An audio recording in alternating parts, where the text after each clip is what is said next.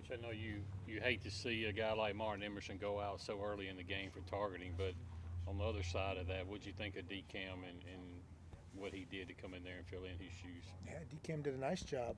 I can't remember exactly what play of the game that was, third play or probably no more than about 5 in at most. I think, if I'm not mistaken, I think he played every snap the rest of the game. DCam did, and I, I don't think he gave up a reception in man coverage. There's probably a couple things technique-wise here and there that Coach McBath will wanted to watch with him or get some things cleaned up. But for the most part, he performed admirably and did his job.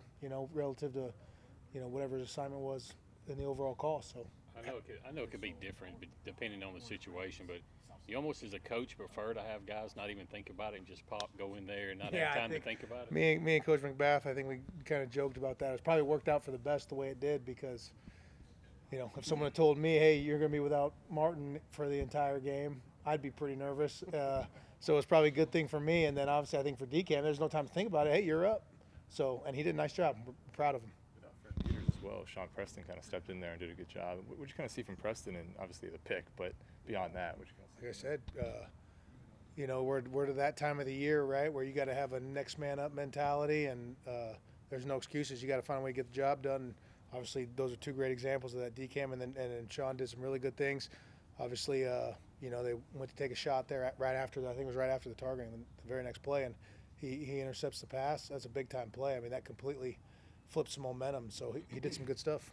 For Cam Young to come down with an interception, what does that say about your D-line making plays like that? Yeah, I think the ball bounced our way several times the other night. Obviously, we'll take that whenever we can get it. But on that particular, right, that's a credit to a guy flipping and starting to chase the football. Tyrus gets his hands up and bats a dig route, tips the ball up in the air, and because Cam's the kind of guy who's going to turn and chase the football, good things happen when you do that. And so it's good to see those things that you talk about in meetings and try to preach that, hey, there's going to have a benefit. You never know when, but good things happen when you're willing to run to the ball. Now we actually have a clip we can show D linemen and show them they get interceptions for it. Along those lines of you talking about next man up, when Sean gets dinged up and Corey Ellington pops in there, it seems like you've mentioned him in previous weeks. I told you. You don't be surprised if you see him in there. And he's played some special teams now. Yeah. All right, so he's been in there on special teams, done some good stuff. And it was his time. So he had to go in there and wet his beak a little bit. He did a good job. We were glad to get Sean, back out there. But I think you'll see more Corey as the season goes on. KJ Jefferson looks more like a linebacker than a quarterback, the Arkansas quarterback. Just what do you tell your unit about defending that guy, capable of a lot of different things? Better put a couple extra layers of padding on underneath the shoulder pads, man. He runs around you, over you, through you. Not to mention the stable of running backs they have. I mean, we're talking about they're the fourth best rushing offense in the country right now, averaging 250 yards a game, and so there's a lot of sleepless nights right now on the defensive staff because when a team can line up and impose their will on you, that way, and march the ball down the field, running the football. That's not a very, very fun feeling as a defense, and so we have quite the challenge ahead of us. You guys are the fourth best run defense in the country. How have you felt about the run defense so far this year? There have been times we've been pretty good. I mean, on the last game we did some good stuff. There's also been games where we haven't stopped it very well. I think probably the one thing that goes unnoticed on some of that stuff is, the way our offense is operating right now and how efficient they're being, and we are possessing the ball for quite a while, and that limits plays that we're playing on defense. And depending on the situation of the game, right, if you have a lead, then a lot of teams don't want to run it very much. So, I think our stats might be a little inflated in that regard. There's certainly nothing inflated to what Arkansas does. I mean, no matter who the opponent is, you turn on the tape, they are successfully marching the ball down the field, running it at them. And so our guys have seen the tape, and they know we better be ready for quite the challenge. Dominique Johnson, I think they announced him today as the starting running back. Obviously, they have some depth there as well. But what do you kind of see from him as they're kind of trying to get him some more snaps? I mean, every guy's got the ability to make the skip cuts and bounce and get on the perimeter. They got good patience. They know when to wind it back or, let the seam develop up inside and hit it. And I was flipping through the stats the other day, and it just seemed like every guy you go down, right, is averaging probably, certainly more than 5 a carry. And, all right, hey, this guy's out. Who's the next guy?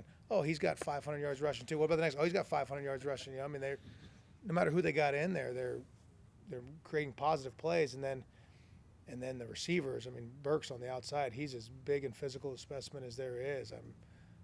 He creates some serious matchup nightmares for you. So the offense they got a great scheme. They got a great coordinator who, they've been running this offense for a long time. They know the ins and outs. They know exactly how people try to defend them, and they know it feels like every play you watch, they're holding the pin last on the chalkboard. They got the answer, and so tremendous job by Coach Browse and his staff.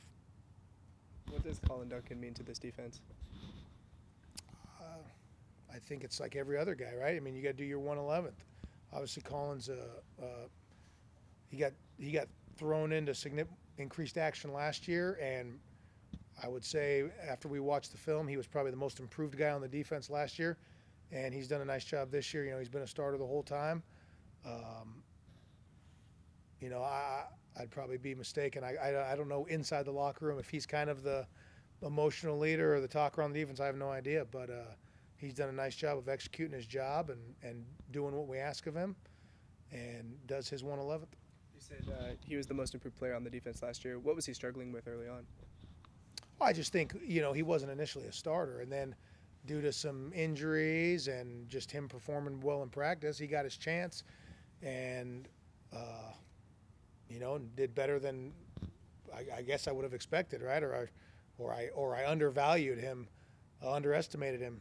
Obviously it's been a while since those games last year, but I can remember a couple picks, some really good ones, some good open field tackles, and you play in the secondary now. There's a lot of those out in space plays. So, I think, we're reviewing the film from last year. I thought he was probably our most improved guy from when he first got it, from when the season started to what he finished playing for us as a starter, and he's just taken off from there.